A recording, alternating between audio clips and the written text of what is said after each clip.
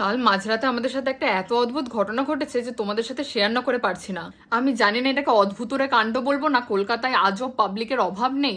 Basically আমাদের ফ্ল্যাটের সামনেই একটা ভ্যাট আছে, তো সেখানে আমরা কালকে নোংরা ফেলতে গেছি রাতের বেলা। এবারে একটা গলি আছে, সেই গলিটা দিয়ে যখন পার হচ্ছি, একটা একতলা বাড়ি, একতলা বাড়িটার নিচে মানে ব্যালকনি রয়েছে, ব্যালকনির পরেই রুম। এবার রুমের যে জানলাটা রয়েছে সেই জানলাটা ভেতরটাকে পুরোপুরি রাস্তা থেকে দেখা যাচ্ছে যে ভেতরে কি হচ্ছে। তো আমরা হাঁটছি, হঠাৎ করে আমি দেখছি মানে লাইট জ্বলছে, একটা লোক পুরো লাল রঙের লিপস্টিক লাগিয়ে এত বড় মাথায় একটা টিপ, মানে এই ঘটনাটা ঘটেছে রাত 2টো নাগাদ, চারিদিক অন্ধকার। তোমরা জাস্ট ভাবো, মানে আমি যে সৌরজিৎকে ডাকবো পাশে যে এই দেখ বা কিছু, সেটাও আমি পারিনি। আর সবচেয়ে বড় কথা, লোকটার সাথে আমার পুরো চোখাচোখি হয়েছে।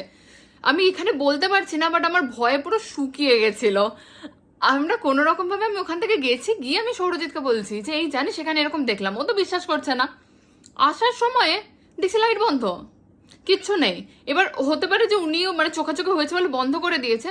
বাট তোমরা মার্ডার টু এর ওই ভিলেনটাকে চেনো তো? আমি এখানে ছবি অ্যাড করছি, লিটারেলি পুরো ওরকম লাগছে। ভাই তুই মেকআপ করছিস, তুই জানলা বন্ধ করে মেকআপ কর না, বা সকালবেলা মেকআপ কর। এটা 2টোর সময় মেকআপ করার কি ফ্যান্টাসি, সেটাও আবার এরকম ভাবে জানলা খুলে। ভাই আত্মার নাম খাঁচা ছাড়া হয়ে গেছিল আমার।